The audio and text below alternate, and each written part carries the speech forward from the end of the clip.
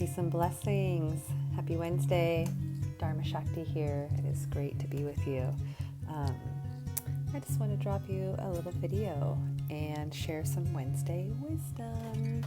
I might start calling it Keeping Yoga Spiritual.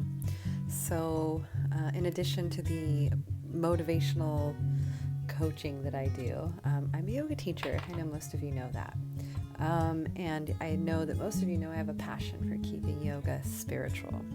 If you've heard me in class, don't be a poser. Yoga is not about the poses. So I thought I'd maybe start a little video series called Keeping Yoga Spiritual. And I thought that today I could roll out the first one. And what I'd like to do is just kind of talk about these concepts or philosophies, real yogic wisdom that comes from Vedic texts. And so today I'd love to share a concept or an idea that is used a lot in the yoga school of thought.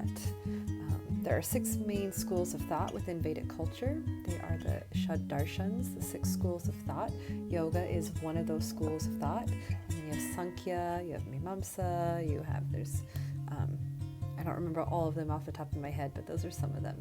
And I'm a little embarrassed, I should know them all.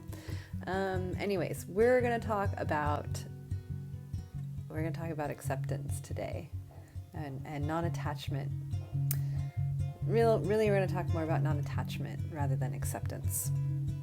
What does non-attachment mean? This is a term and idea, philosophy that's used a lot in Eastern sciences, right? Eastern religion or spirituality or philosophy or even Eastern medicine.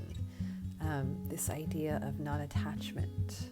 And so you may have heard of the Sanskrit words. Aparigraha sometimes is used to communicate this idea of non-attachment. More of my experience with the word non-attachment is Vairagya, which is dispassion. To have dispassion, right? I think it's Patanjali says there are 2 things necessary for the yogic path, which is abhyas and Vairagya. Abhyas is practice and Vairagya is dispassion. So this dispassion is really the idea of non-attachment. Right? If you're passionate about something, you're probably really attached to it, really connected and really engaged in it. If you're dispassionate about something, you're not so attached to it. And so this Vairagya, this term for dispassion, is often translated to practicing non-attachment. So what does that mean, non-attachment? You ever hear yogic philosophy and you're like, that sounds good, but what does that mean in my real life? How do I really do that? How do I live life as a human and, acknowledging that I have a spirit, but I'm human, I'm having a human experience. How do I not experience attachment? So the yogis are saying that it's a practice, something that we practice doing, not because practice makes perfect, but because practice will make permanent. You don't get perfect at being dispassionate, you just become more permanently fixed in the practice of your dispassion.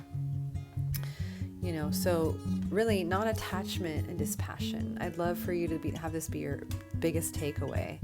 I want to boil it down to an essence for you that hopefully is a little more palatable and a little more digestible, which is non-attachment is not that you own nothing, because people think non-attachment means I just give up all my possessions, I don't own anything, I don't care about anything, I'm just sort of like a non-feeling zombie type being walking around in the world. And that's not what yoga is asking of us at all, really. It isn't. Yoga wants us to really show up engaged in this world, showing up as our best. But in order to do that, we have to be non-attached to certain things. And so again, the essence is, it's not that you own nothing, but it's that nothing owns you.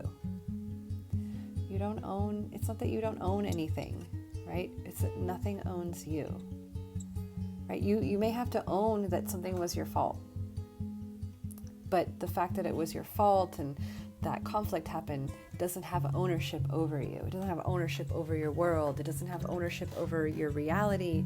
It doesn't have ownership over your thought process. right? It's not that you own nothing, it's that nothing owns you. So you may own a fancy car, but that fancy car better not own you. Your whole ego and persona should not be wrapped up in the car. It's okay to have the nice car. It's okay to have the fancy car.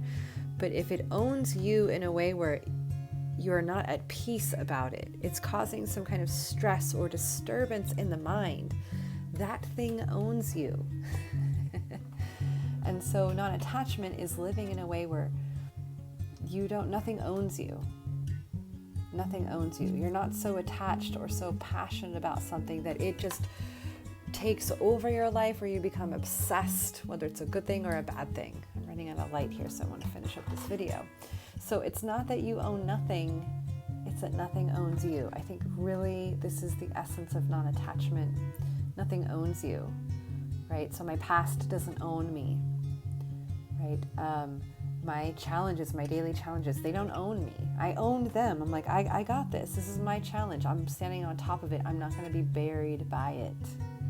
I may feel like I'm getting buried, but I own it in a way where I say, this thing isn't going to own me. I own it. And so I'd love for you to just apply this concept of non-attachment where nothing owns you. Right, so you can own stuff, like I have this plant, but I'm not going to obsess over it in a way where like I lose peace of mind in my life if it dies, and like I don't have to beat myself up if for some reason it dies. It doesn't own me that way. I own it. I water it. I do the best I can.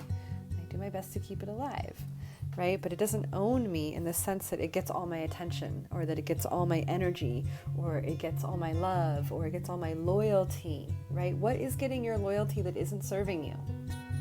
Guarantee you there are things in your life that own you in a way where it's getting your loyalty, but it doesn't serve you. Non-attachment. It's not that you own nothing, it's that nothing owns you. Vairagya.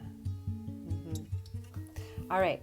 Thank you for tuning into this first edition of Keeping Yoga Spiritual. I'm so glad to be here with you. I hope you enjoy the rest of your evening, and I will see you next time, hopefully next Wednesday. I'll keep it going. Send me an email back or drop me a comment below if you like this and you want to see more of Keeping Yoga Spiritual and talking about these topics, Sanskrit words, and if there's something that you want to unpack that you're like, I don't really understand these things. Can you explain it? And I will do my best. And if I don't know, I'll research it and make a video. All right, you guys. Sending you so much love. Namaste. I'll see you next time.